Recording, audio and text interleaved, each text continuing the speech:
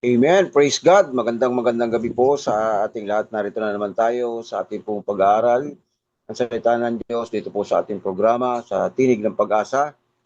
Ito po inyong lingkod, Pastor Gab Cruzada ng Jesus Philip Todap, Alaminos, Pangasinan. Amen. So, before we start, shall we pray? Father God in heaven, Lord, ikaw ang patuloy na mabay sa amin sa gabing ito, Panginoon. Natunay nga po, Diyos, ang iyong kapangyarihan ang bumalot sa amin. Bigyan mo kami, Panginoon, ng sapat na talino, karunungan, kaalaman upang maunawa namin, O Diyos, ang iyong kapahayagan sa gabing ito. Lord, ang dalangin namin, Panginoon, ang kalinisan ng aming mga puso ay siyang aming pong matanggap na nanggaling sa iyo. Kaya mo, Panginoon, sa pagkakataong ito, kami po'y maging bukas sa iyong mga mensahe.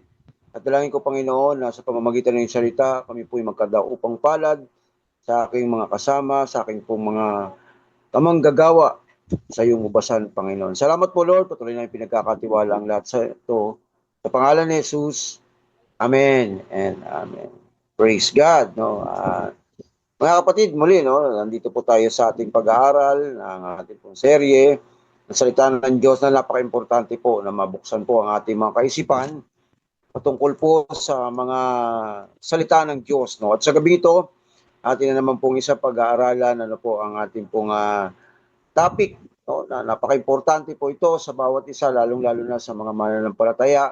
At kung ikaw naman, kapatid, sa gabing ito ay bago pa lamang na tumutunghay sa programang ito, ay hindi ito isang aksidente, kundi niloob ng Panginoon na mapanood mo, mapakinggan mo ang salita ng Diyos sa pagkakataong ito. Kaya naman, ihanda mong yung sarili at tayo ay kakausapin ng Panginoon sa gabing ito. Amen? Praise God. At sige po, basahin po natin ang sinasabi po ng banal na kasulatan dito po sa aklat po ng unang kronika. O First Chronicle chapter 4, beginning verse 9 up to verse 10. Okay? Ito po ay New King James Version, then I will read it on Tagalog also. Okay, sabi po dito sa First Chronicle chapter 4 verse 9 and 10,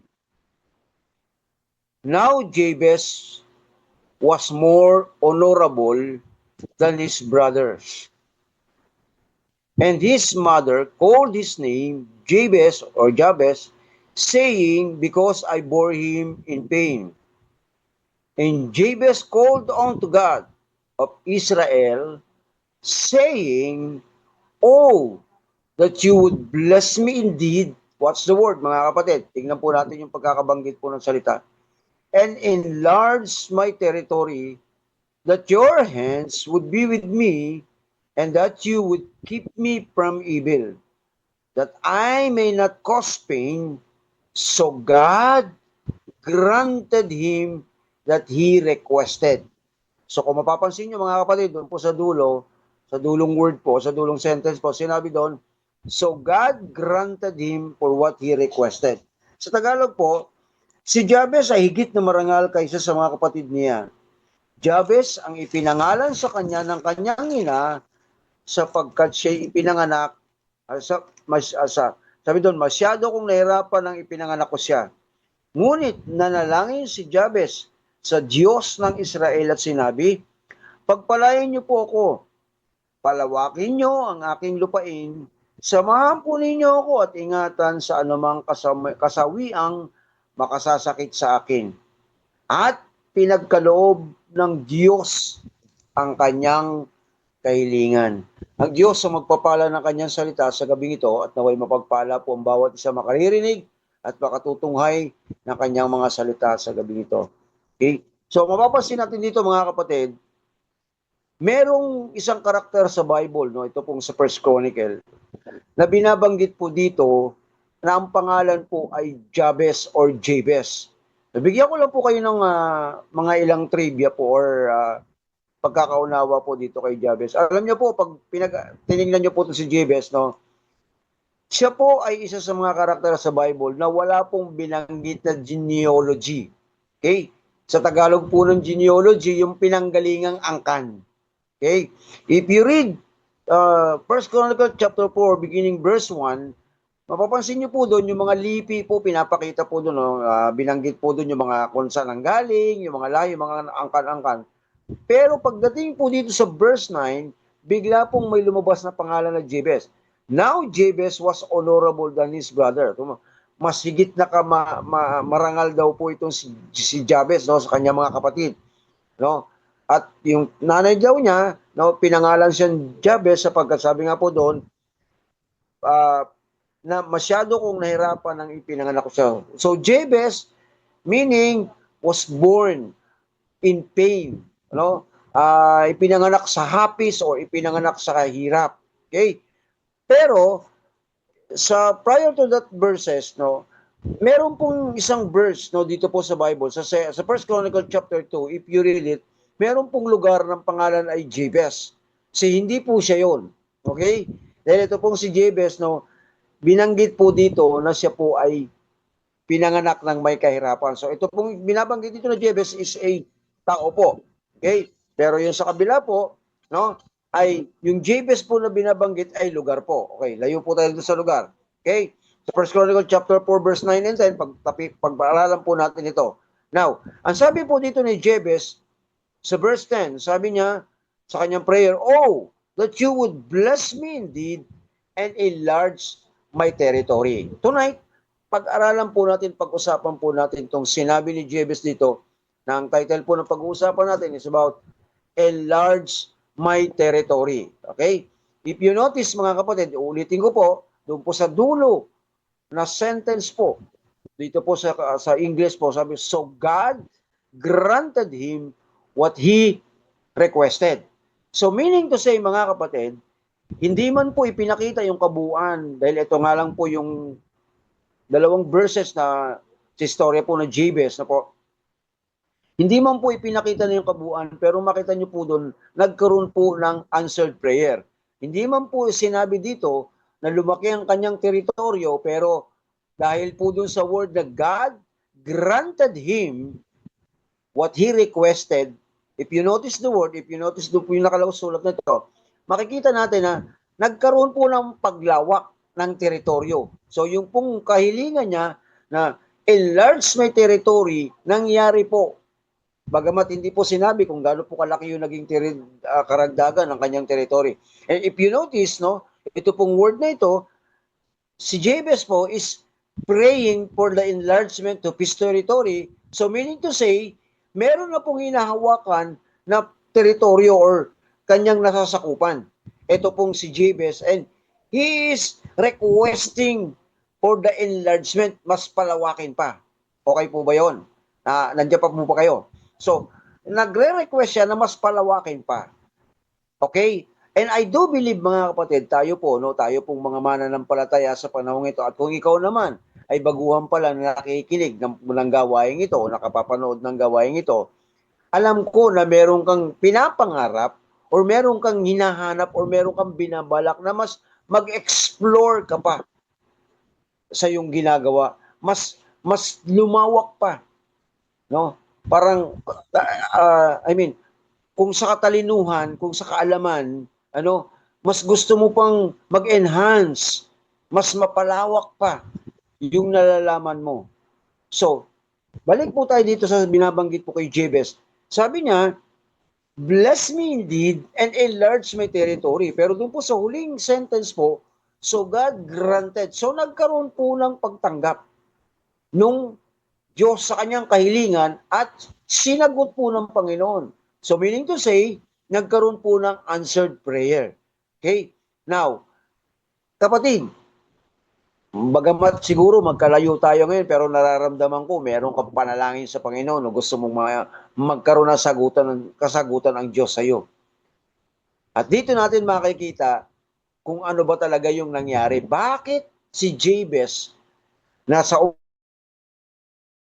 umpisa pa lang wala pong genealogy, no? Unlike Abraham, unlike Jacob, no? Unlike Moses, alam natin kung saan galing itong mga taong ito, no?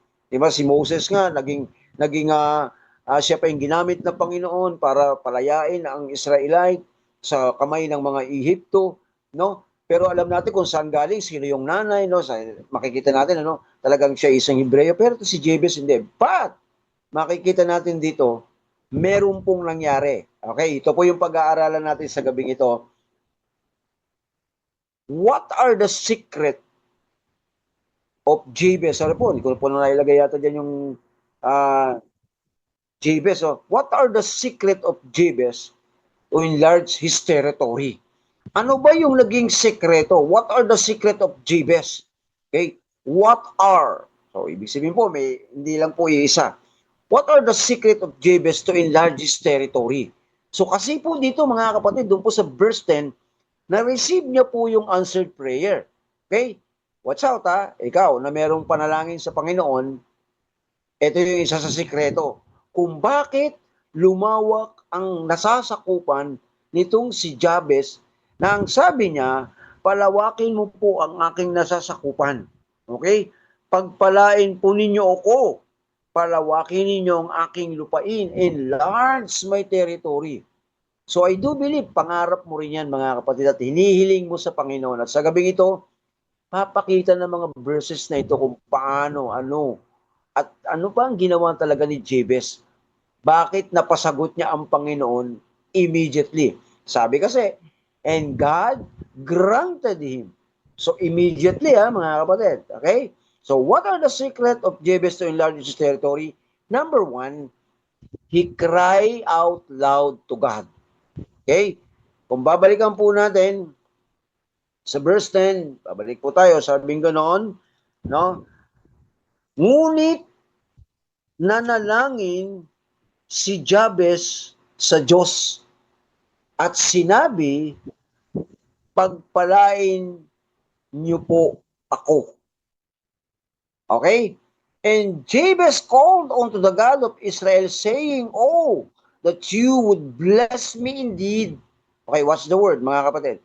And enlarge my territory. That your hands, tignan niyo po yung isa sa kahilingan niya, that your hands would be with me and that you would keep me from evil.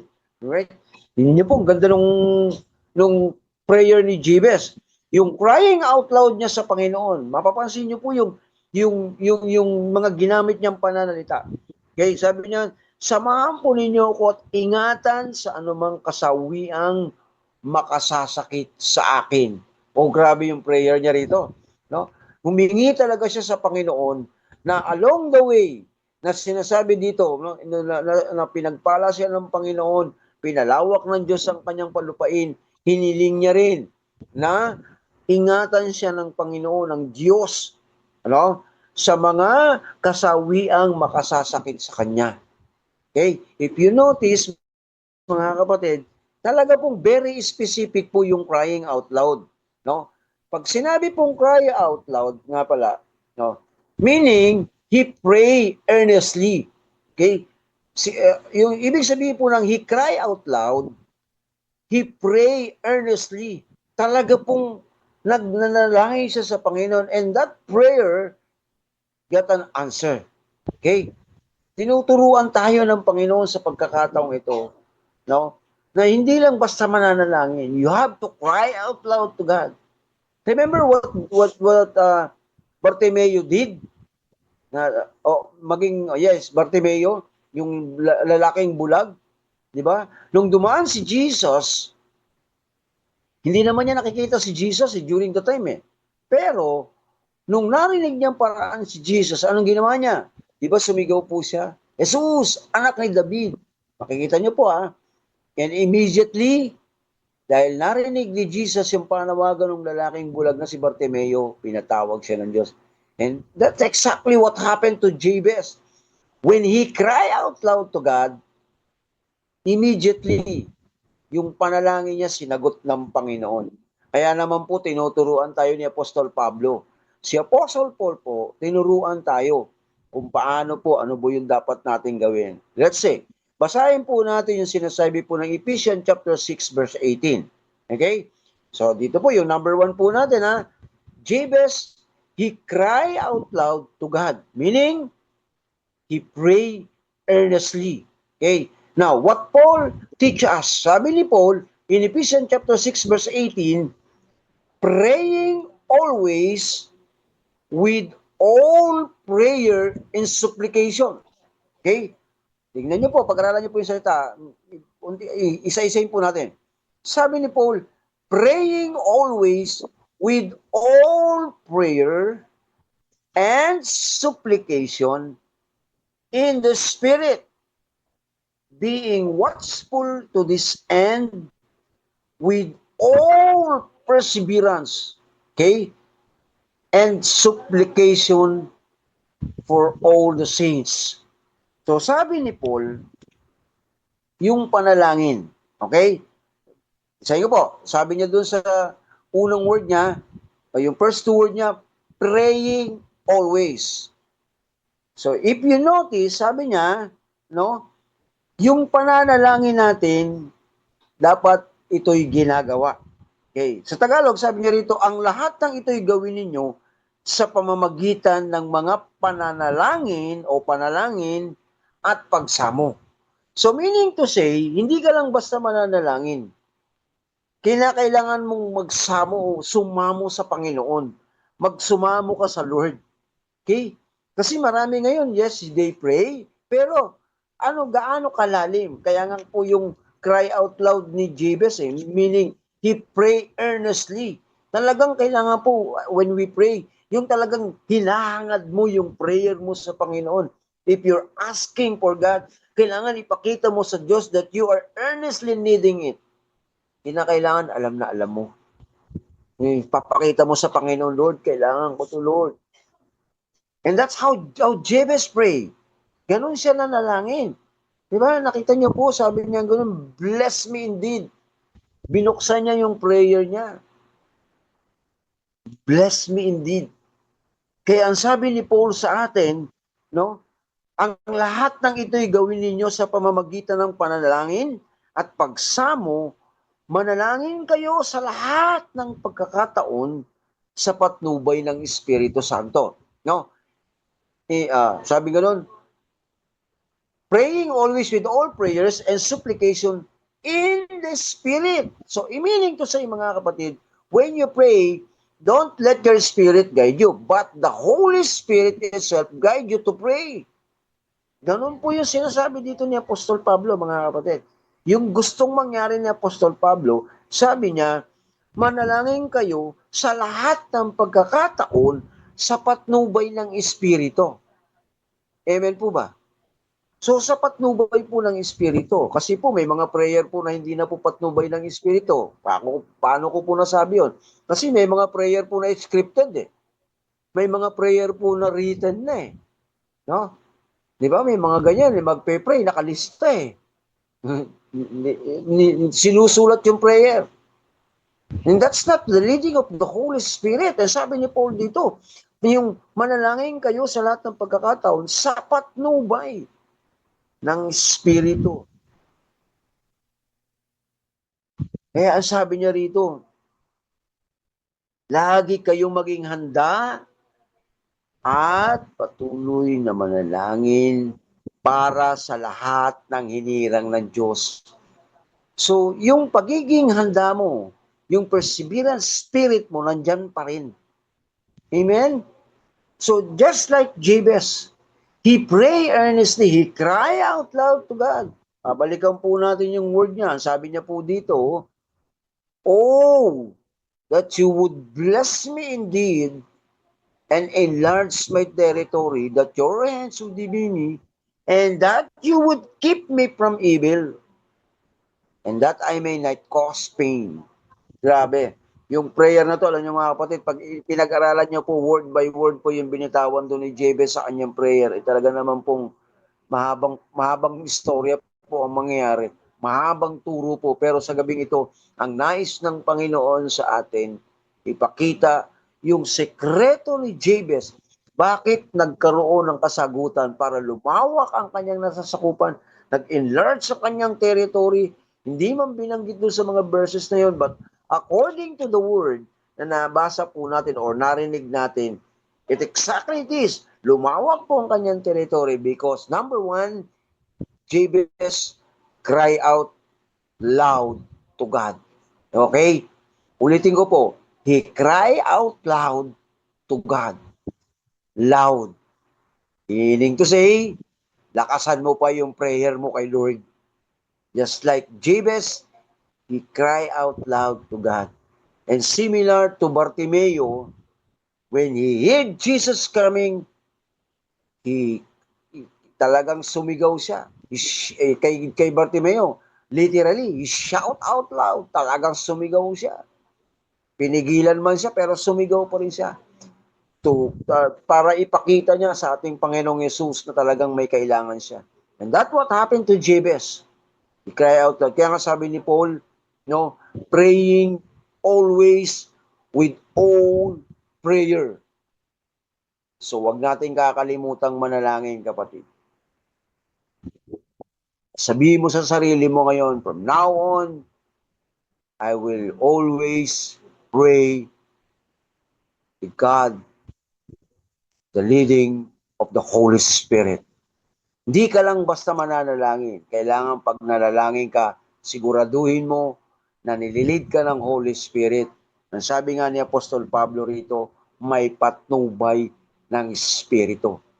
Kaya doon po sa 1 Corinthians, sinabi ni Paul, no, as the Spirit led, kasi nga po si Paul, pagka po nagpe-pray siya, gusto niya leading by the Holy Spirit. And so kailangan po ganun po tayo. What the apostles did, what Jesus did, kahit po yung mga nauna pa sa ating mga pastor, mga bishop, na nananalangin, ganun din po yung gawin natin, mga kapatid. Kaya makikita mo, katulad po ni Jabez, alam niyo po, pag ganun po tayo manalangin, yung kasagutan, alam niyo po yon, yung lagi mong nararanasan yung answered prayer sa Panginoon, na bagamat hindi man maging katulad nung kay Jabez na instantly, sabi nga po, may tatlong klase po ang prayer, may tatlong klase po ang kasagutan ng Lord sa prayer. Number 1, yes. Number 2, no. Number 3, wait. Okay? Katulad ni Jabez, na-experience niya immediately yes ng Panginoon. Okay? Baka ikaw naman, naiinip ka na, pero ang pinaparanas sa'yo ng Panginoon is wait, or baka kaya pala na-delay, talaga namang ayaw ng Panginoon, your prayer ay hindi po talaga karapat-dapat. Kaya ang sagot ng Lord ay no. But remember what Jabez did. He cried out loud to God. Pray earnestly. Amen? So yun po yung unang sikreto po ni Jabez, no? Na kung saan ito yung nagamit niya to be able na maranasan niya yung kasagutan ng Panginoon, to expansion of His territory. And sa iyo, kapatid, if you are wanting, Lord, gusto ko pa pong mag-explore, gusto ko pa pong maranasan yung mga ganito, Lord, kailangan ipakita mo sa Panginoon how eager you are in your prayer. Dagdagan mo pa yung prayer mo. No, baka may kulang pa sa prayer mo, baka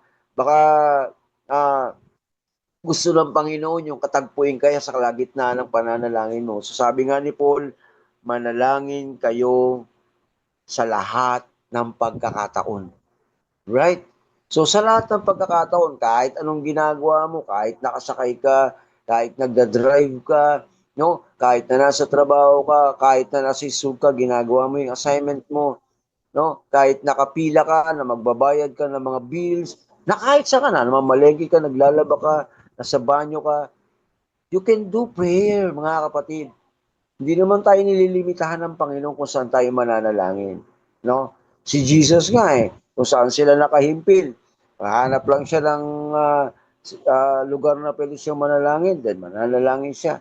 Remember, bago po siya hinuli, saan po ba siya nananalangin? Di ba? Yung po sa Garden of Gethsemane, according to the scholar, yung pong pagkakagawa po ng garden, malaki po yung Garden of Gethsemane. Na po, pero saan siya pumesto? Doon sa bato, lumuhod siya, di ba? Meron po siyang nilura na bato at doon po siya nag-pray. So wala pong limit, wala po kahit saan. Pwede pong manalangin ang bawat isa sa atin.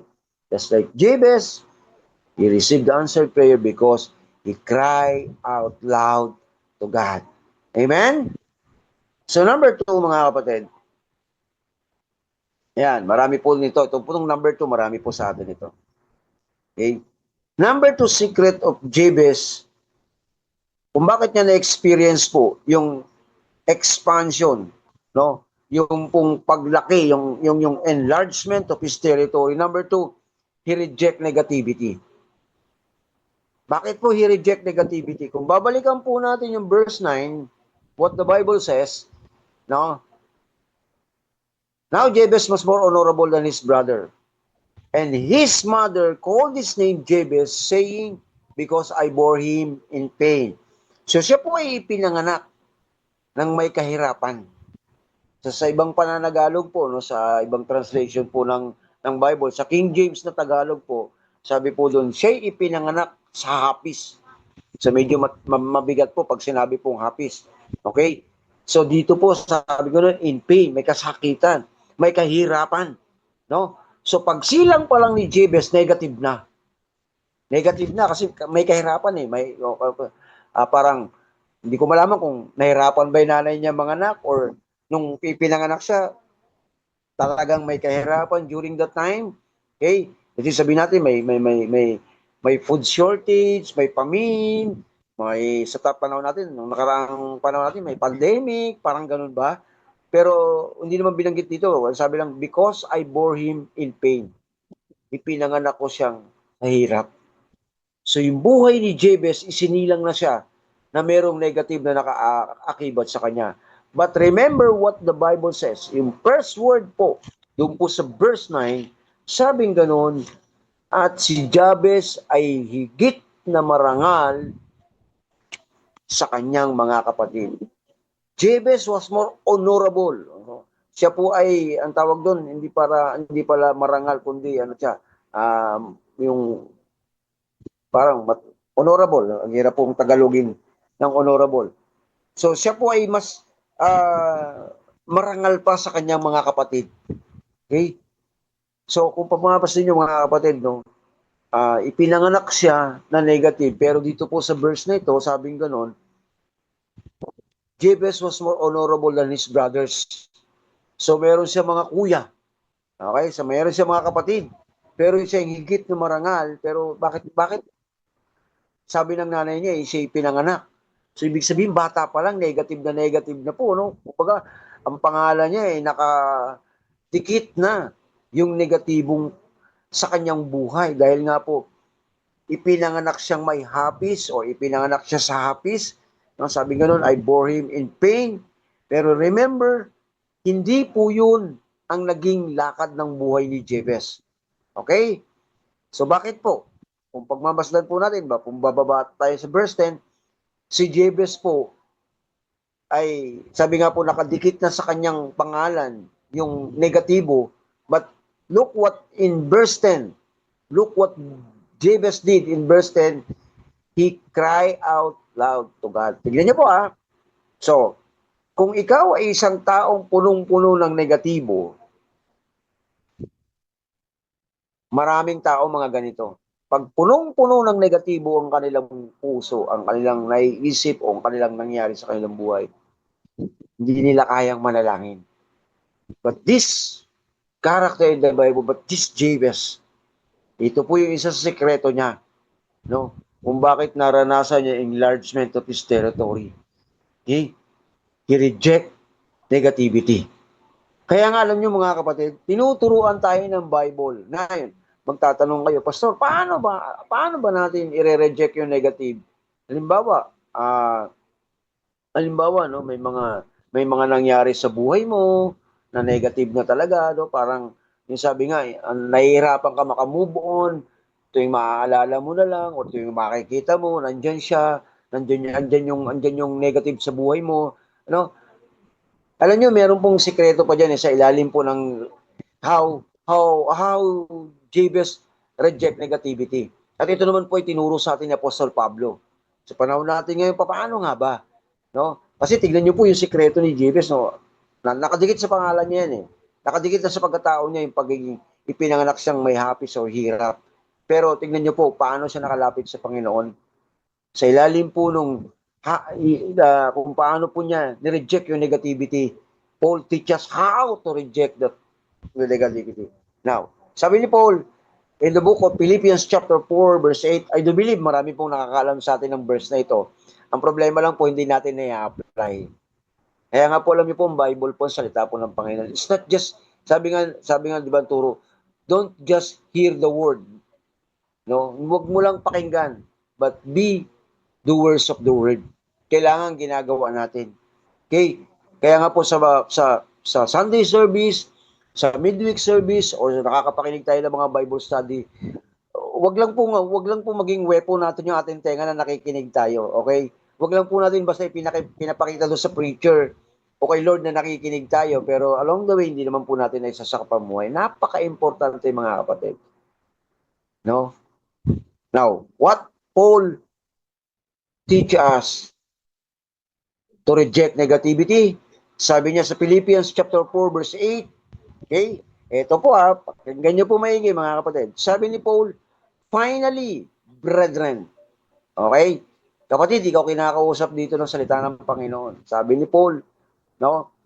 Sa kanyang mga kapatid, sa aking mga kasama sa paglilingkod.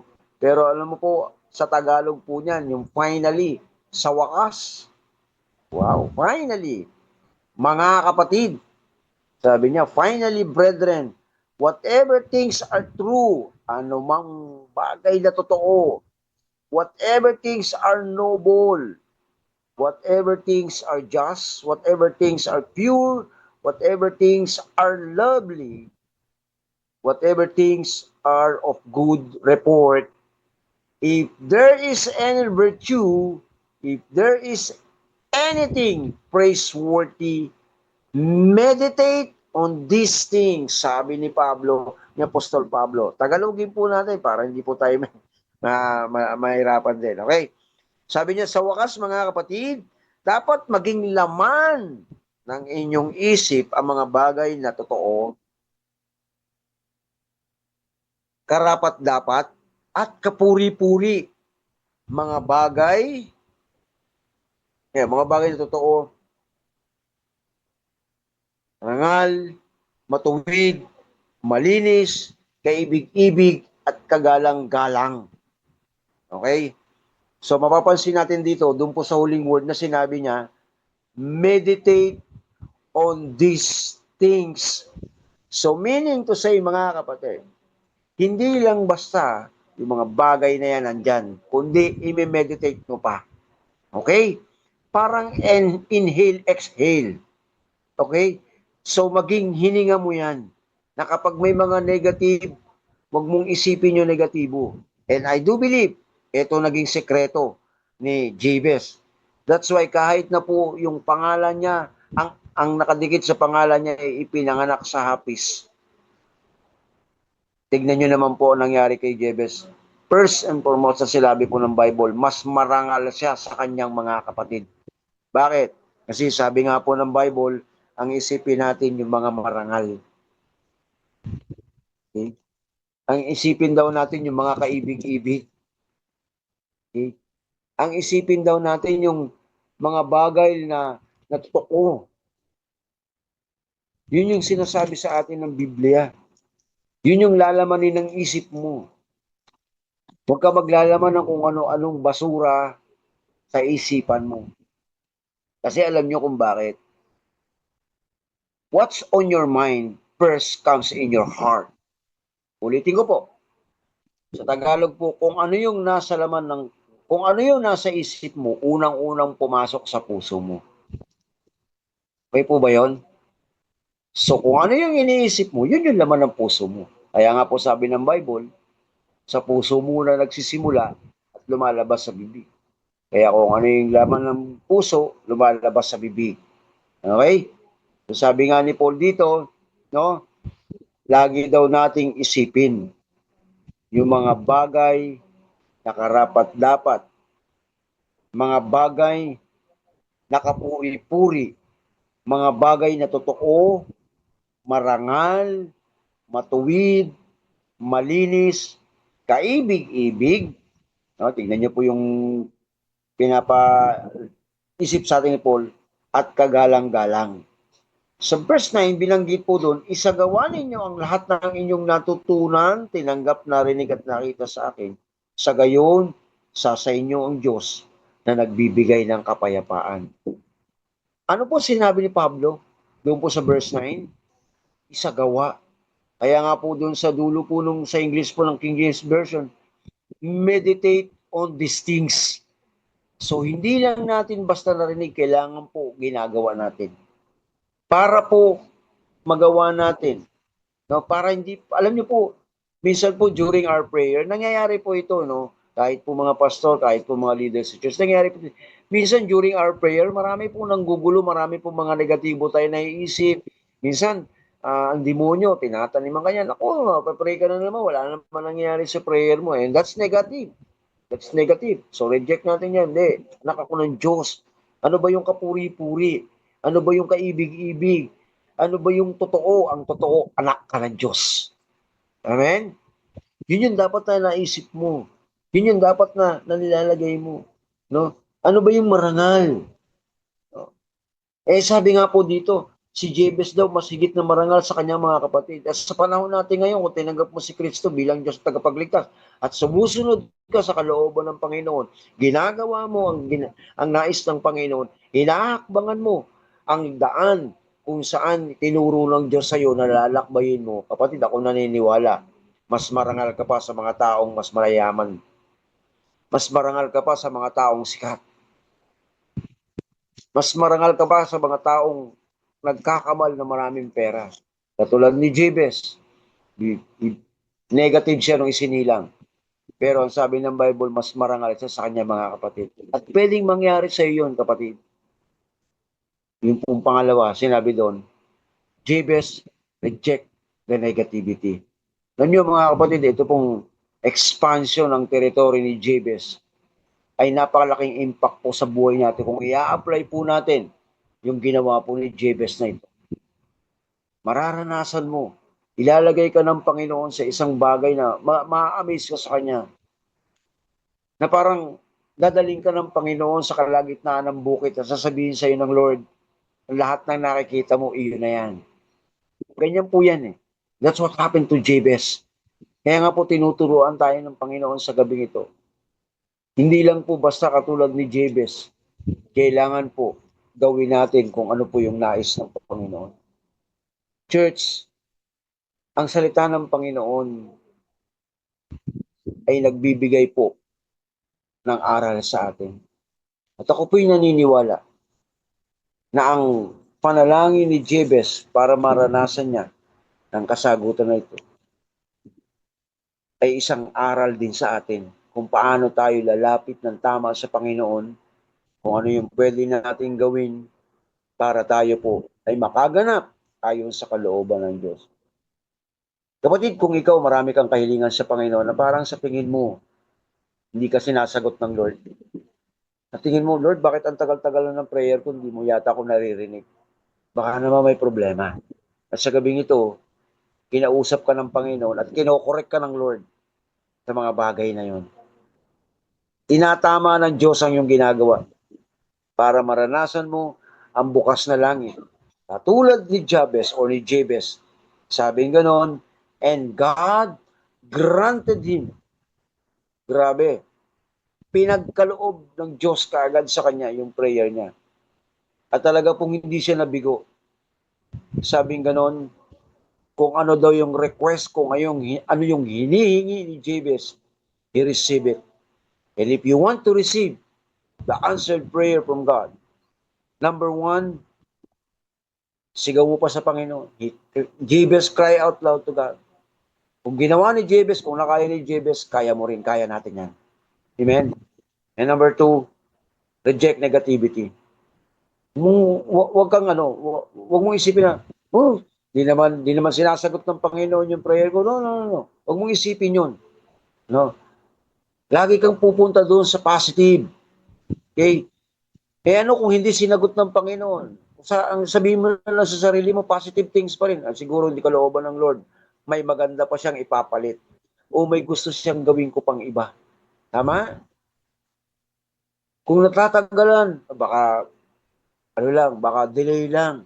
Baka meron pang gustong pagawa sa akin ng Lord bago niya ibuhos, bago niya sagutin ang aking panalangin.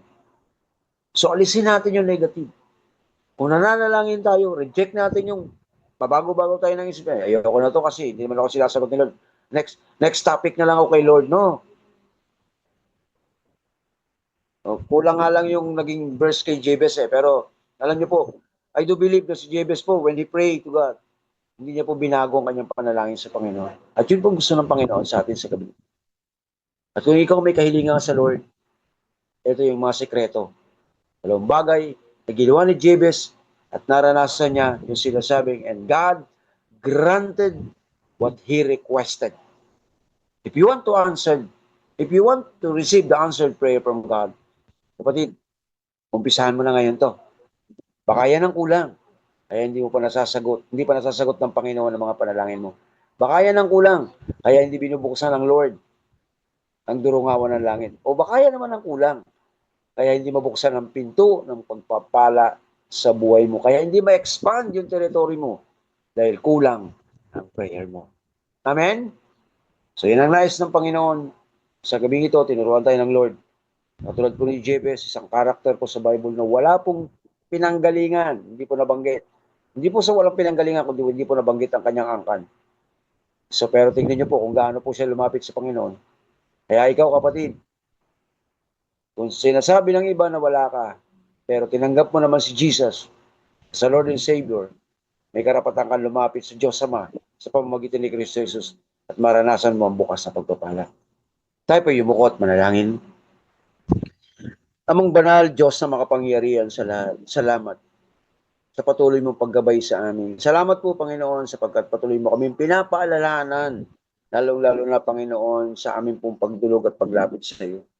Sa pamamagitan ng aming mga pagluhod, pagsamo, pananalangin, Panginoon, may mga sekretong ginawa si Jabez o si Jabez para maranasan niya ang bukas na langit at masagot ang kanyang kahilingan.